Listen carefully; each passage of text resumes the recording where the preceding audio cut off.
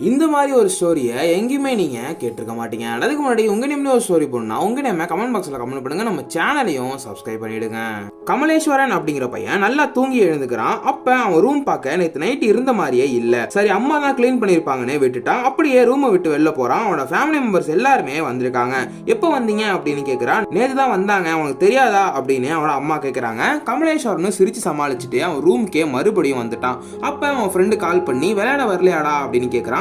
அதுக்கு கமலேஸ்வரன் 25 தானடா விளையாட போறோம், இன்னைக்கு என்ன அப்படின்னு சொல்லிட்டு கேட்கறான். உடனே அவன் ஃப்ரெண்டு இன்னைக்கு தானே 25 அப்படின்னு சொல்றான். கமலேஸ்வரனுக்கு ஒண்ணுமே புரியல. கேலண்டரை பார்க்கலாம், 25 இருக்கு. இவனுக்கு எதுவுமே ஞாபகம் இல்லாததுக்கான ரீசன் என்னன்னா, 23 அன்னைக்கு நைட்டு அவனோட அம்மா கேலண்டர்ல டேட்டை கிழிக்கும் போது 24 அந்த டேட்டையும் சேர்த்து கிழிச்சிட்டாங்க.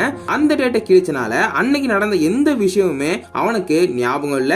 அந்த டேவை மட்டும் ஸ்கிப் பண்ணிட்டு டைரக்டா 25 அந்த டேட்டுக்கு அவன் வந்துட்டான்.